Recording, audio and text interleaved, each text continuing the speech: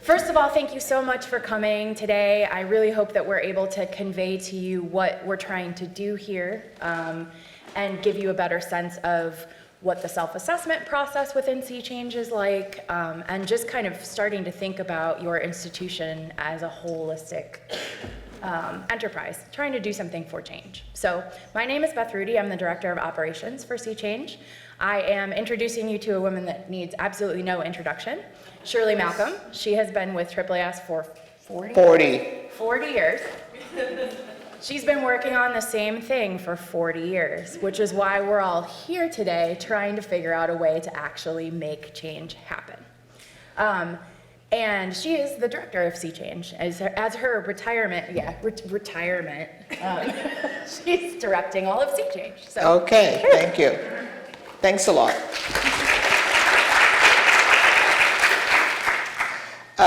Those of you who know me for a while, you know that I like stories, right? And I want to tell you one. When our youngest daughter, Lindsay, was about 3, her father called her into the kitchen and said, "Lindsay, I need you to lift the refrigerator for me." So she started laughing. "Daddy, it's too heavy. I can't lift the refrigerator." And he says, "Yes, you can." So he went out to the garage, he got a snow shovel.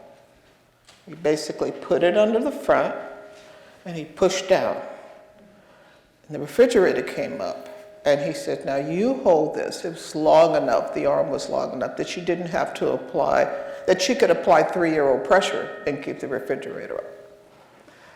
And the look on her face at that time was absolutely amazing. Now, it's probably why she's empowered even today, but that issue aside, what you are thinking about doing is a heavy lift. But with the lever, you can do it. That is what we are here today, to talk about giving you the lever that would actually be needed to try to make diversity, equity, and inclusion in STEM normative. Right? Not a special thing that you do for somebody, but normative. This is the way that we operate.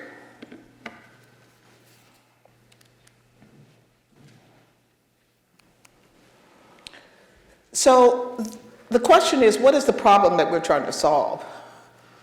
The problem we're trying to solve nationally, we can talk about, but that's not necessarily how it manifests itself on your campuses.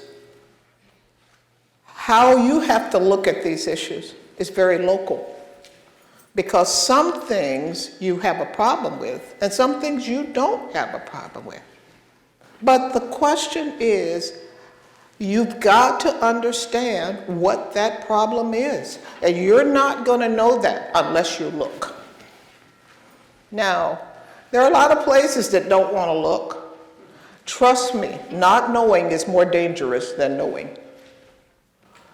And if you don't believe it, you look at the kinds of lawsuits and things like this that have come around when we have issues of harassment that people have failed to really take on and pay attention to. Knowing is better.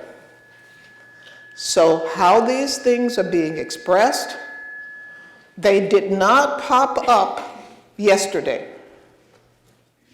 It will not be just a day's work to make them go away, to replace them. We are living with history, and therefore we have to acknowledge that, understand it, in order to be able to go forward. And that is what I want us to work on here in terms of thinking about how these things manifest themselves nationally, which is what I do, but one institution, one department, one field at a time as well. So, nationally, what is the problem? And I guess that I'm trying to work on and have been trying to work on for 40 years. We have low levels of participation in many STEM fields. You know the numbers in computer science, they've gotten worse over time. But they're not worse everywhere. And that's the thing that we have to remember. We do have these pockets of places, we do have these instances of where things have actually gotten fixed. So, how do you use that information and apply it to places that are still struggling with this as an issue? Those are the kinds of things that we need to think about. We have challenges in engineering, but the challenges are not the same in all fields of engineering. The challenges are harder in mechanical, for example, and less hard in biomedical. So we've got to think, how can we take the knowledge we have and apply it into other kinds of circumstances where we haven't addressed the issues yet? We have problems in economics. I don't know if we'll ever deal with that, because of the kind of unwillingness to a certain extent to acknowledge that maybe it is a problem. Not just a problem in terms of the numbers, but the status, for example, of women and minorities within that field, and therefore the perspectives that are absent from economics because of those low numbers and that low status.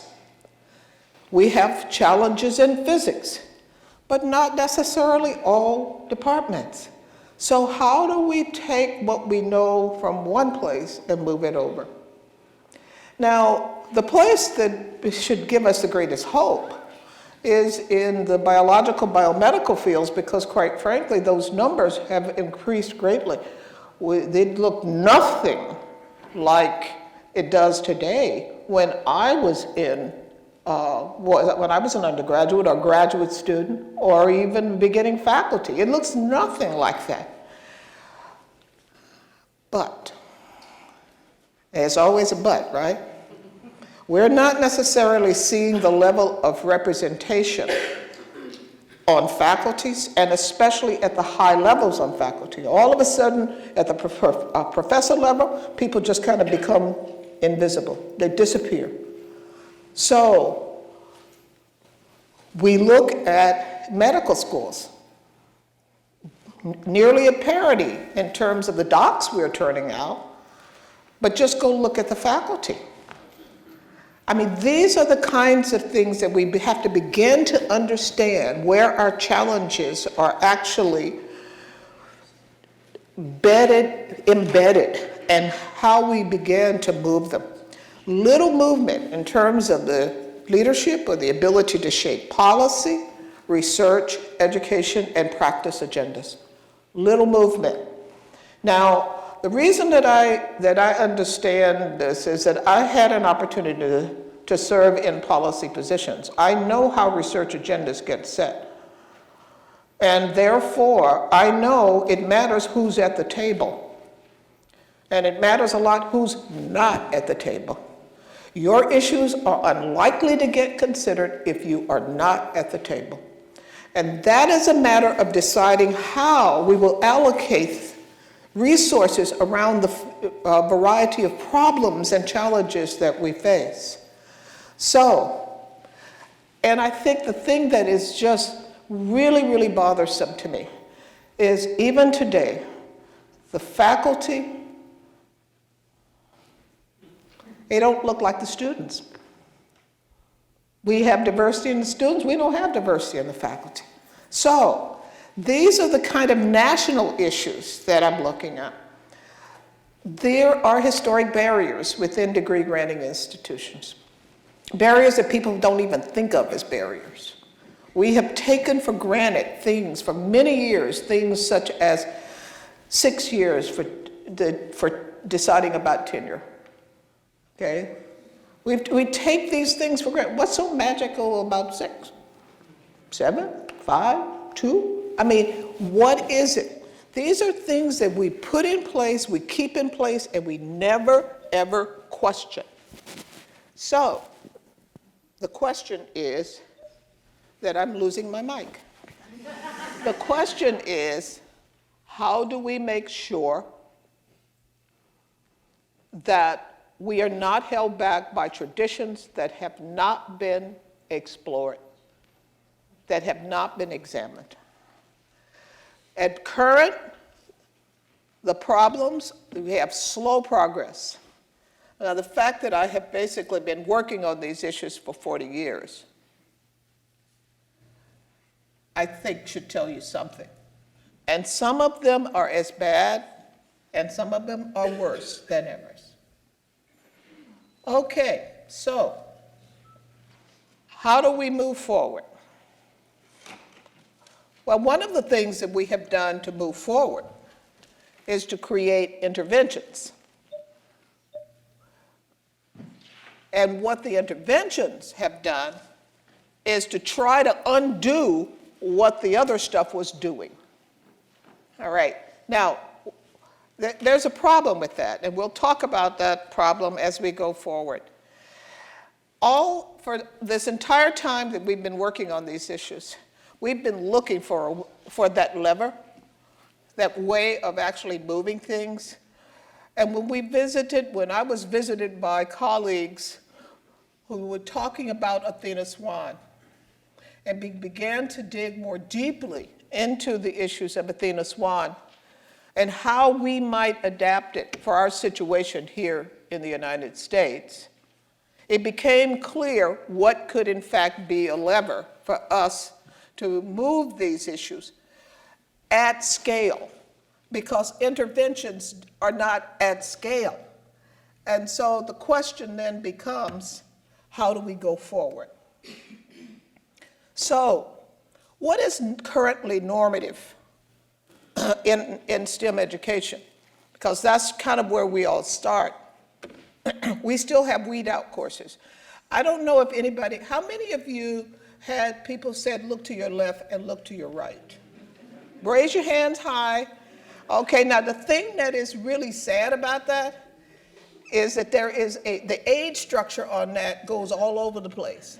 And that means that there are some of you who didn't hear this 50 years ago. When I heard it, you're hearing it like 10 years ago, 5 years ago. So given that, you know that there are still things that are weed out courses. Teaching remains primarily lecture. If you do not believe me, check with me later. I can give you the article that was in Science that talks about the low levels of penetration of active teaching within our institutions, especially for the introductory courses. And this is despite the fact that the research is sitting there that says that active learning, active teaching is more inclusive. Now, if you know better and you're not doing better, there is a word for that in medicine. It's called malpractice. We don't necessarily use that word within education, but if you know better and you don't do better, and we know better, the research is basically here that tells us that it is not inclusive to continue this normative behavior that in fact has as its consequences a weed out effect. Inflexible curricula, poor articulation with two-year institutions, and that is where a lot of our students are actually located. They take multiple and complicated pathways to their degrees, and yet we aren't necessarily honoring those different pathways that people are taking by, in fact, making it easier for them to understand, first of all, the pathways that are there. The faculty, again, are not diverse, and they have not generally been prepared to teach. So, I chaired an academy committee, and Michael, raise your hand. Michael was the staff of that committee, and that's when we began to kind of unpack a lot of this. And so we could do away with the myths. You know, you're not finding women and minorities and people with disabilities in science and engineering and medical programs because they're not interested. No, that is not the case. The interest levels are high. It is that they are quickly, basically, as it were, dismissed, lost from the talent pool. Then within our courses, we have microaggressions that are tolerated. We have all kinds of things that we know do not work for everybody. So we have a history of interventions, but we have not done the work about structural transformation. And the interventions, as good as they might be to undo what is happening in the surrounding landscape, they don't scale. So, and they cost more money. So if you are in the situation of talking to your provost, if you are your provost, if you are your budget people, or if you have an opportunity to talk to them, talk about what it does to budgets to have to accommodate all of the support efforts because the job is not being done correctly in our classrooms and laboratories the first time through. So, this is the reality. Our STEM, our science and engineering workforce, it does not look like our population. And our population is becoming more and more diverse. And so the question of how do we continue to rely on the same sources of talent? Now, there is an aspect that is up here, that is not up here, that I want to mention, and that is one of the sources of talent that we have relied on in our graduate programs is foreign sources of talent, people from other countries. Now, that's not going to necessarily work out for us well in the kind of present political and policy environment. We cannot depend on immigration. We cannot depend on people coming from someplace else. First of all, not knowing whether or not you're going to get a greeting or turn away at immigration and customs is making people think twice and thrice about even coming to the States. And our colleagues in Canada, the Canadians are somewhere around here, there they are, our colleagues in Canada and our colleagues in Europe and our colleagues in Australia are happy to welcome them and make them feel as though they can be a vital part of their community. So, finally, I want to just say to you, because you're all reasonable and rational people, this is a question that Yuri Treisman posed to me. What does it mean to have intervention programs for the majority?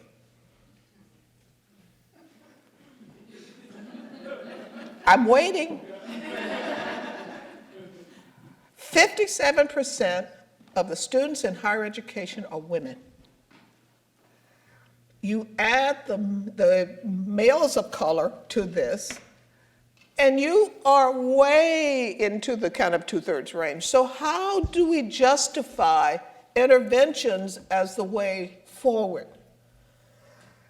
And I think that this notion is very hard to justify them.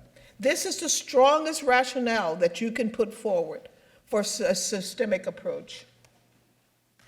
So, sea change. Why sea change? What sea change? When in our early conversations with my colleagues who brought this idea of our adaptation of Athena Swan, in the conversations that we had, it came to pass that we started to say things like, we can't just keep going the way we're going. We need a sea change in the way that and one of my more clever colleagues basically put that to STEM equity achievement. But sea change actually comes from Shakespeare. The phrase basically is an old phrase, but it means what we need it to mean, which is a complete transformation, a radical change of direction in attitude, goals, government, business, etc. So it is a radical change of direction. Now, why sea change? There are tangible reasons and there are intangible reasons to associate oneself with sea change. First of all, it's a declaration of institutional values. That is, you're saying, this is who I am and this is what I stand for. I want everybody to be successful. This is our institution. This is part of our mission to make it possible that everyone can, in fact, be successful, who is capable of operating in these fields. Diversity significantly impacts innovation, creativity, and productivity. Business has already figured this out, and they are going for it in a big way. And we are beginning to see that, well, maybe we are the laggards. I mean, those of us in higher education, I consider myself still in higher education. Those of us in higher education, we think of ourselves as progressive, and yet we are incredibly conservative and traditional when it comes to things like this. Institutions that declare that they are supportive of diversity, equity, and inclusion and are practicing strategies to get to this place or to move toward this have a competitive advantage over ones who do not. In recruitment, in hiring, and retention. And you say, Malcolm, how can you say that? I say that because our colleagues in Athena Swan have actually done the work of looking at responses of people who are in the hiring or what have you, and what do they say? That having a bronze, Athena Swan bronze or silver, basically affects their hiring. People want to come into institutions that are already making progress toward trying to make it family friendly, trying to make it a place that is safe and that where people can in fact be supported. So, no, we don't have those data yet, but our colleagues, they have those data and they can see the impact of 13 years of this kind of activity. And I would say, you know, as a person who proudly lived in North Carolina for a while, if you are Duke, you don't dare go forward if Chapel Hill has this and you don't. It basically makes it very difficult when you're saying they're making a public expression of moving toward these issues. Prestige and reputation, that's what you're talking about. There are reputational issues that are associated with it. And you can find this if you look at the institutions within the UK. They have the little symbol on their websites, you know, and it isn't just the kind of also-rans. It is Cambridge. I'm not sure if it's Oxford, but I know it's Cambridge. So this is the kind of thing where you begin to understand that there is a global effort here that is moving this forward. Funding opportunities. In the UK, there are some solicitations that are, in fact, I shouldn't say restricted, but your chances of being funded are, in fact, heightened. And Canada, I know, is having these discussions as well. In their program's Dimensions, they have a version of Athena Swan going forward. And this notion about what over time our funders are going to expect of us. It provides a guided investigation of policies. In light of the diversity law, we have a lot of laws and restrictions here in the US. And you can get into trouble putting interventions in place which are a little bit not quite fitting in with the laws as they exist on the books, either the ones that are federal or the state referenda. Now, you see a lot of our colleagues are being sued right now, or being threatened with suit because they have programs that quote unquote look targeted. So this notion we are building into our structures within Sea Change as you go forward, ways to help get you become smarter about this, and so that you can avoid, to the extent possible, the kind of legal challenges that you might see. Why Sea Change? The tangibles and intangibles. There's the opportunity to associate with, I say you're judged by the company you keep. The opportunity to associate with and to associate one's institution with equity-minded individuals and organizations. And I think that there are institutions that value that want that kind of designation. You can share concerns and strategies in a safe space. Everybody's grappling with these issues. Everybody's struggling and trying to figure out how to get better at this. You can access the research, training, and issues-based convenings. You will be associated with a global movement that includes prestigious universities, institutions, not just universities, but also research institutes in some of the places. There is the opportunity for capacity building, and again, guided investigation of policies in complex and shifting legal landscape. There are three parts to Sea Change. This three-legged stool, as it were, the community, which we will be offering membership in the community. That's how you can begin to share ideas and information. The institute, which is the structure that we will use to actually convey the research and do the training and the capacity building. And the award structure. And the award structure is just, as we mentioned, it is just one component of that you start in at bronze, lead-like, then can move to silver and gold. But the point is, we want you to get there. These are not rankings, these are ratings. They're not pitting you against another institution. It is basically done this way to support cooperation, that you want the others in your cohort to be successful. I wish all of the institutions could get to gold. That is my aspiration. And so what does that then mean? It means we have to help each other get there.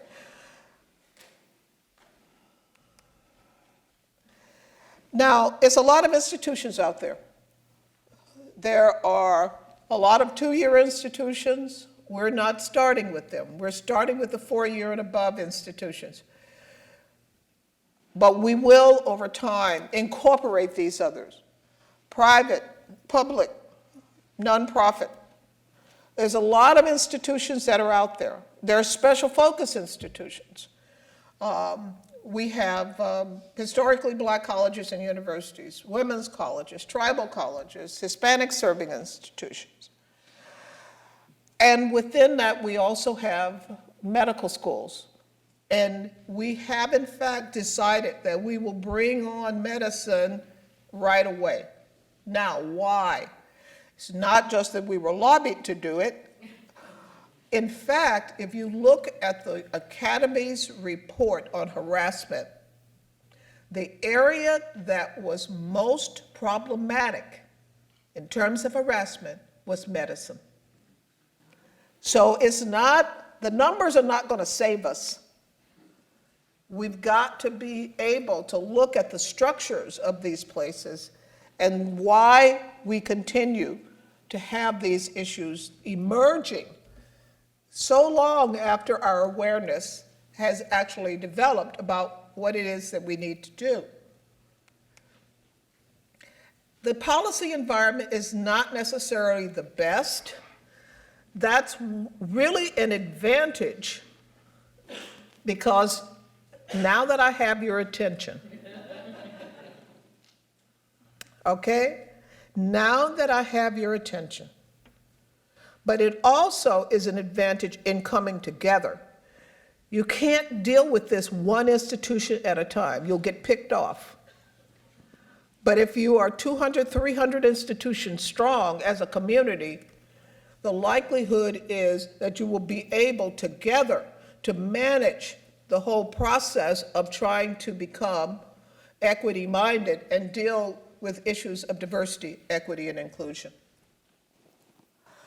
We, though, have to search for strategies that are programmatically effective and legally defensible.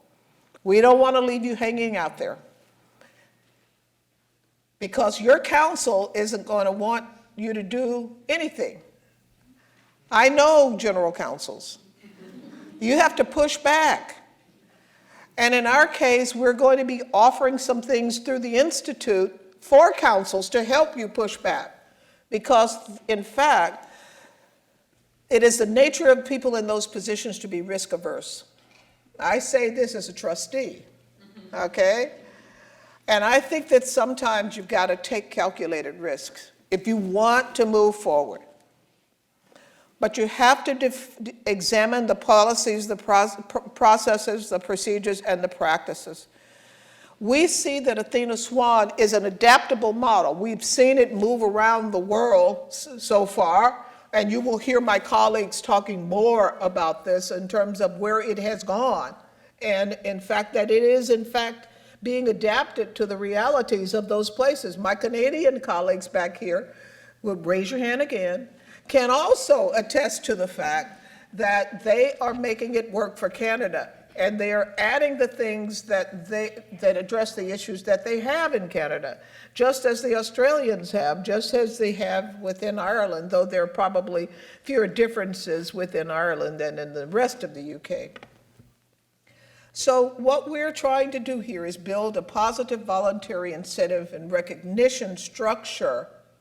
But that's only one part of it. Remember, there's also community and institute.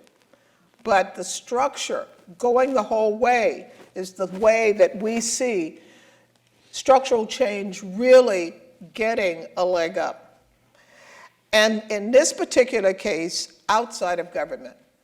Now, I raise this as an issue outside of government because that's not necessarily the way that it is with our colleagues. Our colleagues have government support, our Canadian colleagues. I mean, yes, we have government funding through competitive grants, but in that particular case, they have allocations, right? Our colleagues from the UK started with allocations. Our colleagues in other places have allocations. It's not clear to me that in the US that would be a good strategy. We could be executive ordered out of existence. So it exists within AAAS, outside of government. Now, that's a heck of a way to do it, because it means that we've got to raise every dollar that in order to do this. But it means that we can resist a lot of the pressures that might otherwise come to bear were we inside of government. So I already told you this, and Beth is going to tell you more of this, so I don't have to repeat it. She's going to tell you that too. So the question is, what can Sea Change do? Promote systemic institutional changes. Fix the system, not the participants. We have had years and years and years of fixing the women, fixing the minorities, fixing the faculty, fixing everybody except the system, which is basically the part that is impaired. So we're going after the system, people. So this is a question that we've got to understand, that we've got to understand that system, though, in order to go after it. And that is one of the things that you would actually find within the guidance of the guidelines and the handbook, and that is the questions, the scaffolding that you have to go after in order to be able to look at this from an institutional level. You don't have to go through the awards process. It's voluntary. It's totally voluntary. It's totally voluntary as to whether you become a member of Sea Change. It, in fact, however, offers you the opportunity to declare a commitment to diversity, equity, and inclusion. And in this particular case, what we ask for is disaggregation at every level in every analysis. She's going to tell you that. She's going to tell you that. Okay. Now, in our case, with our pilots, what we have done is we have primarily started our focus on faculty. We do ask questions within that scaffolded set of questions and analyses about graduate students and undergrads, because this is a system. I was trained as an ecologist. Everything is a system. Okay. But the point is that all of these pieces come together.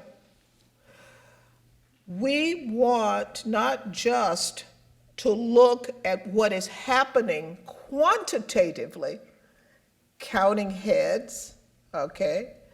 But we also want to look at qualitative indicators of climate and culture. So over the day, you're going to hear about some of these other aspects. In our case right now, what we're asking for is to look at gender, race, ethnicity, and intersectionality. Okay.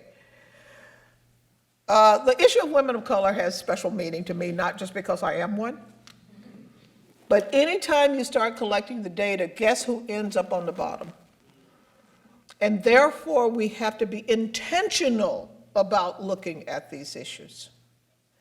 Now, when we began to say, what are we going to look at? We had actually done a survey of institutions, and we said, what data do you have? The only data that people consistently have access to is gender, race, ethnicity, sometimes intersectional, yeah. But we think that we need to look at other issues as well. There are other marginalized communities, LGBTQ plus communities, poor students. We know that our first-gen students are less likely to be successful because they don't have the social capital that they can call uncle or daddy or somebody and ask them how to navigate this space. We know that disability, age, and other kinds of things actually impact whether or not people are going to be successful. Now, why didn't we include that as a requirement? Because this is a data-driven process, and the institutions don't have the data. Now, we hope that over time, institutions will decide that one or more of these things is important enough to them that they begin to collect the data so that they can engage in a data-driven process. But this is the way that we have framed it for now, because this is as good as we can get, given our requirement that this be data-driven. Now, we've talked about the institutional level. Beth is going to give you a preview to the departmental level as well. And we have friends here, colleagues here from different professional societies as well. The point is that with systemic change, we must do top-down and bottom-up. The cultural issues are really embedded within the departments in many cases, not just, but in many cases. The whole question of who do I hire, that tends to be a departmental kind of a decision. The institution sets the frame and the rules about how you go about that, but it is within the departments that the bias often kicks in.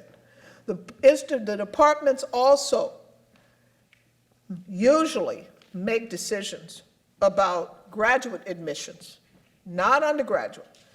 So graduate admissions, if you're going to do anything about that, you've got to begin to understand what is going on within the departments. Again, the rule setting from the top can put certain kinds of requirements on the departments, but it is the behavior from the bottom up that often gives you the inequality.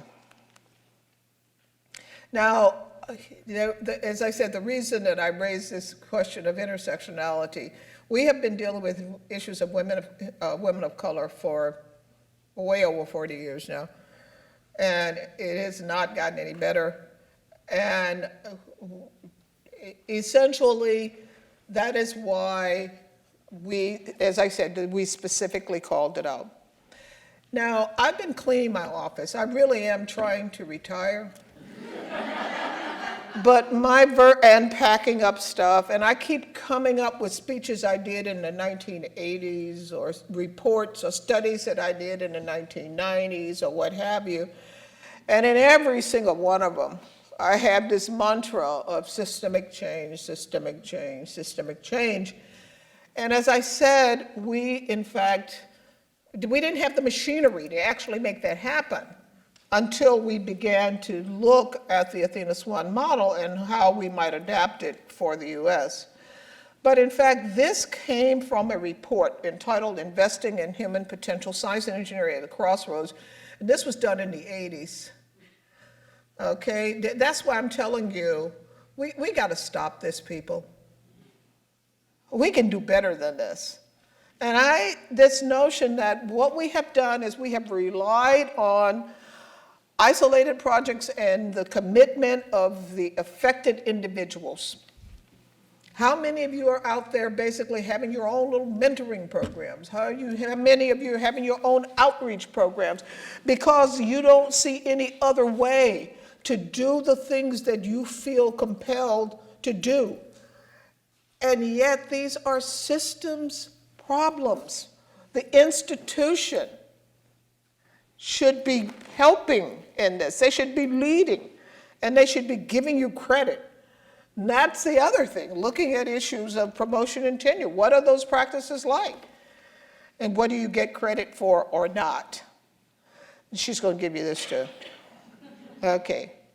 And we talked about changing the disciplines. When we may have to change our narrative. I was talking to an agency head, and I said, why do you keep sending money into unhealthy departments? And he looked at me like, unhealthy departments? I said, yes. Departments that have a lot of harassment going on within them. How much work do you think that they are getting done based on how much money you're giving them? They're all in turmoil. People aren't working to their best levels. The notion of producing healthy departments goes beyond headcount. It goes to creating environments where people can be their best selves, where they can in fact diversity is a strength, and inclusivity is productive and innovative. So this is a notion that we have, and that's where we are. We have challenges that the UK and Australia and our Canadian colleagues don't have. We have a different political environment in the United States. Need I remind you? We have dismantling or underfunding of key equity monitoring and regulatory entities. The fox is in charge of many hen houses. We have uncertainty in the fate of our data collection systems. Remember, we just got over the census conversation, and a lot of the work that gets done in terms of the analyses are sub-analyses that are based on census data. We gotta pass this time with regard to the budget, okay? We may not get a pass this time with regard to the research, next time with regard to the research budget. And we'd all live in fear of rescissions. So that's where we are. But also where we are is institutions' reactions to these environment? Do you throw up your hands? Or basically, do you become smarter about how you move forward? And I suggest that it is time for us to become smarter about how we move forward. There are some things that are still required by law. Some reporting in a disaggregated format. Our work with EEOC is still required. That executive order is still in place. There are opportunities for enhanced value that would come with voluntary assessment. We have some very innovative public funding within the National Science Foundation. Maybe I should keep that quiet, because sometimes you can get things taken away, and we have in the past in the Adirondack v. Pena decision. I know I've been hanging out with too many lawyers. Broader impacts at the National Science Foundation. There's an opportunity within broader impacts. One of my colleagues basically helped a lot of people who were applying for career awards with their broader impacts to think differently about their broadening participation, activities, and what have you. And those that she helped had a better success rate than those who did not come to her for help. Because increasingly, those panels are starting to look at these kinds of issues. And one of my favorite stories is the whole question about philanthropy, creative philanthropy. And the story that I love best is Johns Hopkins. I don't know how many of you know that when Johns Hopkins Medical School, when the president of Johns Hopkins University at the time wanted to start a medical school, he didn't have enough money. And so he went around with his hat to all of the rich people within Baltimore, asking for money to start the medical school.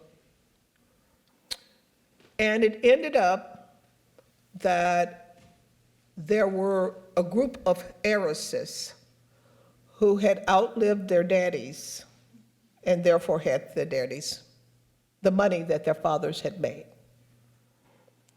And there was the opportunity for them to say, we will give you the money you need, but only if the medical school is co-ed. Now, at the time, that was totally unheard of, people. Totally unheard of. And he walked away because that was not something that he wanted to sign on to. But nobody else had their pockets out offering him resources. So he, in fact, ended up coming back to the women and taking their money and agreeing that it should be co-ed.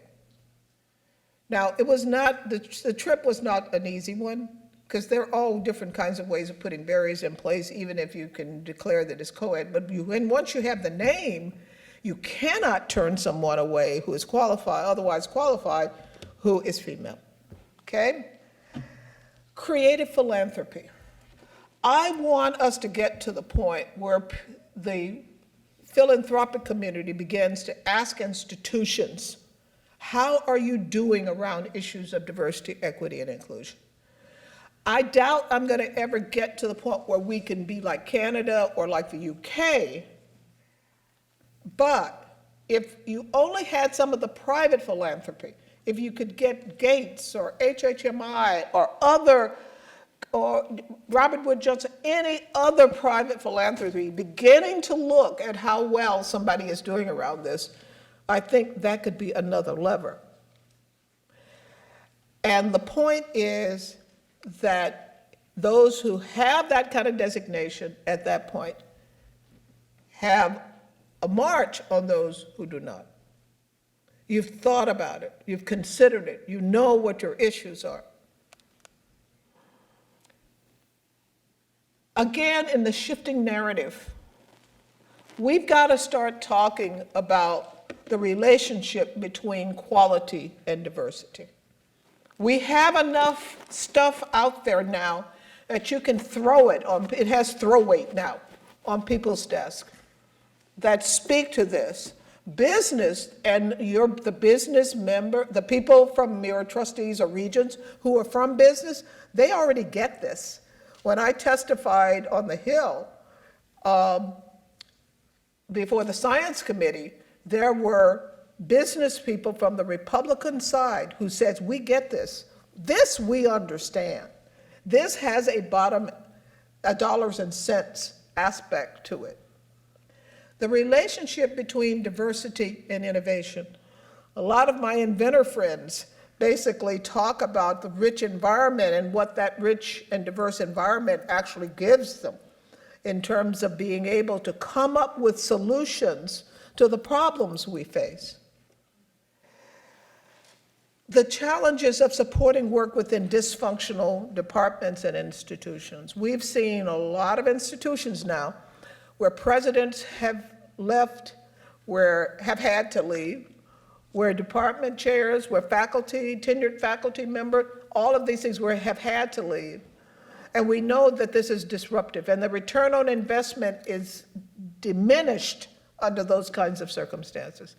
So having a nice, happy, healthy department is a good thing.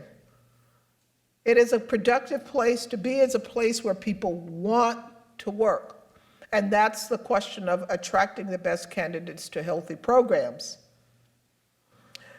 The responsibility of the community to monitor itself, that we need to avoid misconduct. Sometimes misconduct looks like the way that we do not acknowledge what this woman has contributed to this research, or what this, that's the way it looks sometimes. Their names don't get on the paper, they just basically get acknowledged in footnotes at the end of the work. That's the way this rolls in some places. We want to be able to positively affect the perceptions of donors. And Chuck Vest, who is a dear friend of mine, talked about what he wanted to help engineers understand. The need to do things right and to do the right thing. And that's really what we are, and that is why we want to introduce you to SEA Change as a lever to do things right and to do the right thing. Thank you.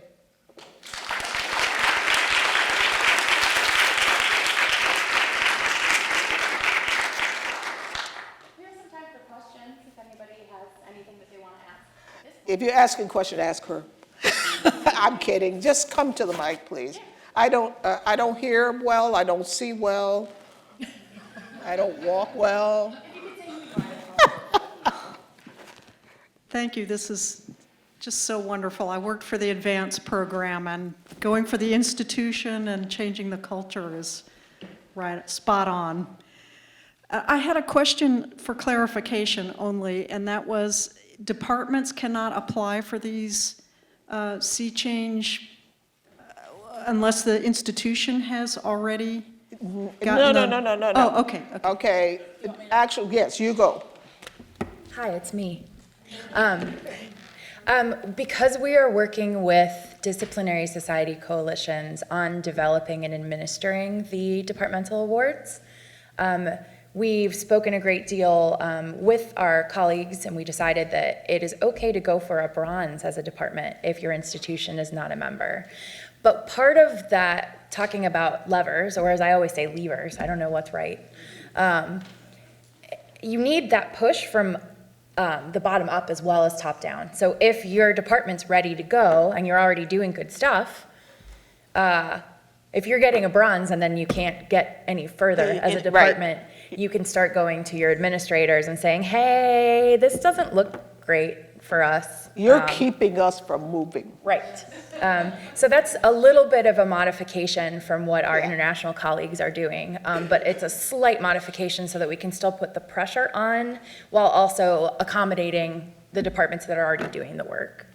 Absolutely. Thank you. Yeah. Hi, this is Fraser Benya from the National Academies of Sciences. Shirley, I was wondering about... You got to speak up. I told you I can't hear and can't see. Shirley, I was And I'm wondering, glad you told me who you were. No, I'm kidding. I was wondering about your thoughts about the recent actions the Department of Education has made to investigate institutions for having programs to improve women in STEM disciplines. What are my thoughts about? Oh, the I told Department of you. Education, and their recent investigations into programs that are, for instance, for women. They're arguing that I they're actually, discrimination. you want to know what my response was when I came and told Michael and Beth that morning after I saw that? I said, there are programs for men, it's called the regular departments. I mean, come on already. Yeah. I think that this is a way of being an irritant so that people will pull back, okay? For the most part, it is only a problem if you do not allow, if you exclude. If you say, this is a program that is aimed, that looks at women in computer science, for example. If men want to come in and address issues that women face in computing, perfectly fine, right? And it looks as though that's the way that the UCLA program is structured. UCLA has lived with the state referenda for a long time. They're savvy about how you have to deal with this. And the question is, there in fact may be issues that relate to the kind of the gender dimensions of that actually relate to computing. We know this is the case with regard to women's health. All right, we have known for a long time. I basically started out with Ruth and Ruth Kirstein and Vivian Penn at the beginning with regard to the Office of Research on Women's Health. We know what did not happen in terms of the challenges in clinical trials. And I have been yelling about the kind of the need preclinical, in the preclinical areas, when you're looking at laboratory studies, about the need to separate when you're looking at the data and what have you. We've all been yelling about this, but nothing happened, okay? So if somebody says, all this focus on women means that you're taking focus away from men, it's a red herring. It's a distraction. And so you've asked me, and I will publicly tell you what I think about it. Not much, especially given what is happening in the regular departments. I think that's a wonderful response. I'm also thinking about the ways in which the institutions that are doing SEA Change can think about how to proactively counter any criticisms that these structural changes may just be benefiting one side. I think that you guys would not be in a dangerous situation in regard to this, but maybe because of your emphasis on structural changes that help everyone, it may be a great asset to institutions. Yes, yeah, I think so. And even if you're focusing something on a group that is typically neglected or underrepresented, doesn't mean that it doesn't help everything else. So a good, healthy structure and normative equality, not just equity, but equality, helps everybody in the long run. And that is actually, and let me just say this, I actually came to AAAS 44 years ago, all right? And then I left and went to NSF and then came back. When I came to 44 years ago, I came to study intervention programs, okay, to collect the information and to study intervention programs. And what we found was that those things that actually helped women and minorities be successful, they worked for everyone.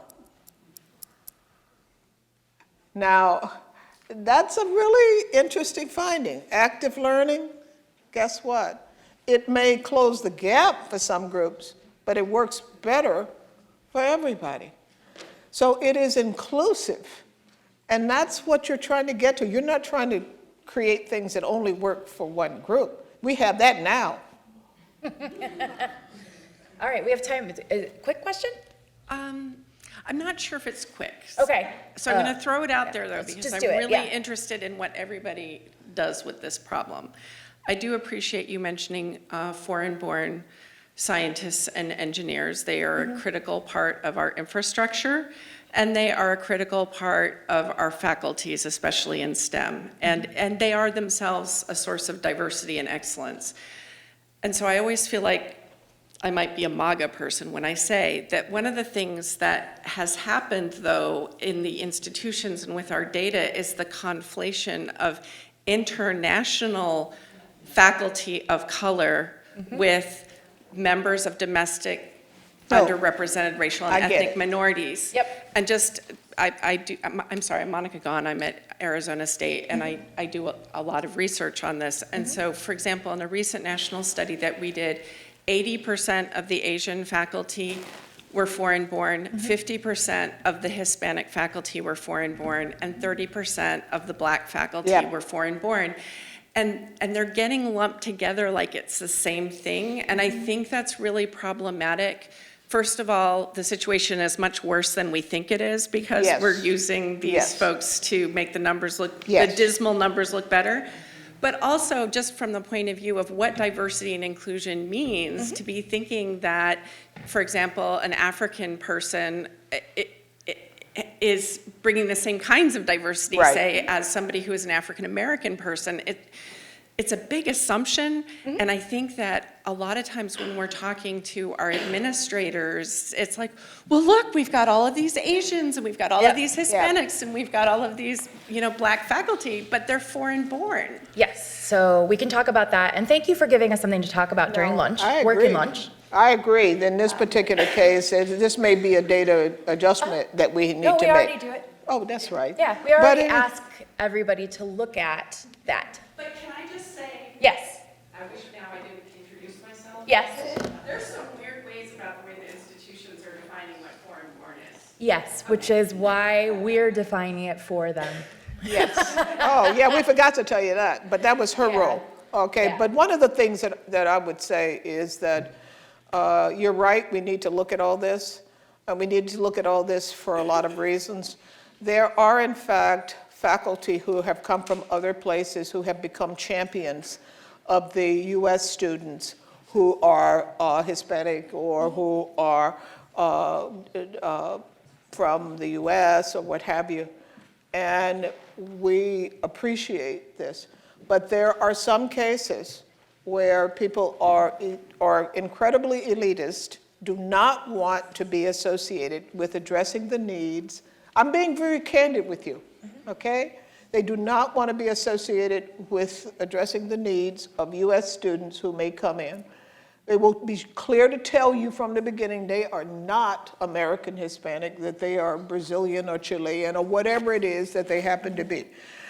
And I think that this is one of those cases of where the way that we hire, you don't hire for a designation. You hire for attitudes and their willingness to be engaged around addressing the needs of the students that you have, not the ones you wish you had, the ones that you have. And so I think that you're absolutely right, and we can address it later. Right. Thank you, Shirley.